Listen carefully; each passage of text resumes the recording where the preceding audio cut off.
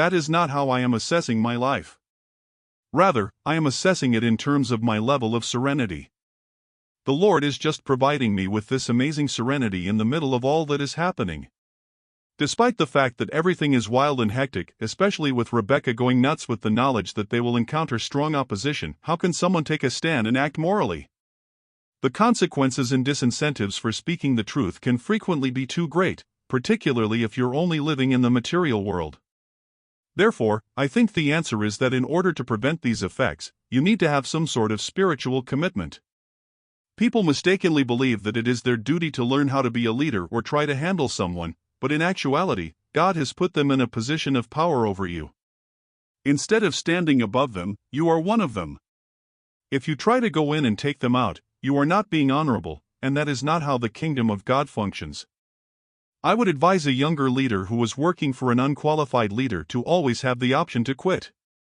Serving someone who has no value or who is involved in something you don't think is proper is unnecessary. If you feel that something is happening here that you shouldn't be involved in, you should leave. You really don't have time to toss a hand grenade through the door as you're leaving. You should serve others before departing from this world as a Christian. Thank you for coming back to our channel. At this moment, everyone, the subject of our discussion today is a query that has baffled many of us. Why did Rebecca Lamb Weiss and her husband Jonathan Weiss decide to keep quiet in the midst of the devastating allegations that have rocked the Daystar network and the Lamb family? For those just catching up, here is a quick synopsis. The Lamb family, creators of the dominant Christian television network Daystar, have been broiled in a horrific scandal. Jonathan Lamb and his wife Susie accused a close relative of sexually assaulting their 5-year-old daughter. However, neither Rebecca nor her husband JW, who play important roles in Daystar's operations, have spoken out. Daystar founders Marcus and Joni Lamb, who recently passed away, had 3 children, Jonathan, Rachel, and Rebecca. The television network, valued at over $1 billion, has now been swept up in a tornado of speculation. Does this silence stem from fear, reliance on money, or something darker? That's why the definitions are important. Rebecca Lamb Weiss and JW's lack of communication expresses deeper issues like control, loyalty, and survival rather than just familial concerns. Let's take a closer look. Rebecca comes from a wealthy family that is considered a dynasty in Christian media. Her husband JW plays a crucial role behind the scenes in Daystar's production department. Their lives have long been interwoven with the network's objectives. However, new research paints a different image of the Lamb family's lifestyle. According to allegations, JW and Rebecca allegedly supported Jonathan and Susie in private. Online sources indicate that Rebecca and JW even wrote a letter outlining their worries regarding Pete's behavior. If this letter exists, it would greatly support the case. But their continued public silence has led many to question why they have not joined the fight. Are they remaining silent due to Rachel's threats and a non-disclosure agreement, NDA? Let's now address the most evident issue in the room: why haven't JW and Rebecca spoken out? One crucial factor seems to be financial leverage. Claims suggest that Daystar helped Rebecca and JW purchase their property by giving them a sizable $780,000 loan. On the surface, this appears generous. However, insiders assert that the financing came with conditions designed to ensure their silence. Jonathan Lamb has openly criticized Daystar's use of loans and NDAs to control family members and employees. Unlike Rebecca and JW, Jonathan refused to rely on the network. He secured bank financing for his home. He did not get a loan from Daystar. He told me last night in a private conversation, "I didn't feel that was right." He believed seeking money from Daystar was inappropriate. Marcus once had faith that Jonathan would be the one to take charge of the network because he is morally upright. Another key element in this puzzle is the use of non-disclosure agreements.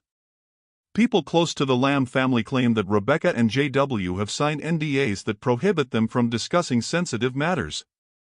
These agreements allegedly cover not just business secrets but also internal family conflicts and accusations of misconduct. Consequently, the silence from Rebecca and JW may be less about disloyalty and more about control, legal pressure, and survival in a powerful media empire. The question arises, why would a Christian organization, a self-declared church, rely so heavily on non-disclosure agreements? Critics argue that this practice is less about protecting trade secrets and more about suppressing dissenting opinions and concealing accusations. One particularly compelling element is J.W.'s initial position in the controversy. According to Jonathan, J.W. was originally fully supportive of him, even going as far as writing a powerful letter that expressed his concerns about Pete and his backing for Jonathan's efforts to bring the truth to light. However, as the crisis intensified, things began to shift. Those familiar with the situation speculate that J.W. and Rebecca's silence may have been influenced by their financial dependence on a $780,000 loan. Speaking out or breaching their non-disclosure agreements could jeopardize their home and financial stability. Reportedly, J.W.'s letter had a major impact. It outlined in vivid detail all that he had witnessed, clear indications that Pete was the perpetrator. It was proof of their sincere commitment to exposing the truth. Yet despite this, they have chosen to remain silent, bound by the terms of the NDA. The emotional toll of speaking out cannot be underestimated. For Rebecca and J.W., going public would likely sever their ties with the Lamb family, a group deeply intertwined with both their personal lives and careers. Additionally, reports suggest that Rachel Lamb Brown plays an active role in enforcing this silence, possibly under the guidance of Joni Lamb, the family matriarch, who appears determined to preserve the family's image and cohesion. This raises the essential question: is this silence a form of complicity, or is it simply an act of self-preservation? The reality is that this silence points to deeper structural issues within Daystar, beyond just personal decisions. It becomes increasingly difficult to distinguish between Daystar functioning as a church or a business. While the network claims to spread the gospel, it uses corporate-style tactics like financial leverage and NDAs, which seem out of place in a ministry setting. Meanwhile, Jonathan Lamb has paid a steep price for refusing to remain quiet. He lost his vice presidential role and possibly other positions due to his vocal criticism of Daystar's internal practices. Nonetheless, his courage is a powerful testimony to his faith and integrity. His battle serves as a sobering reminder of the real consequences, emotional, financial, and reputational, that come with standing up for the truth. So, what does this mean for J.W. and Rebecca? Ultimately, they will be held accountable for their decision to stay silent, whether by the public or by God. As believers, we trust that truth will always prevail.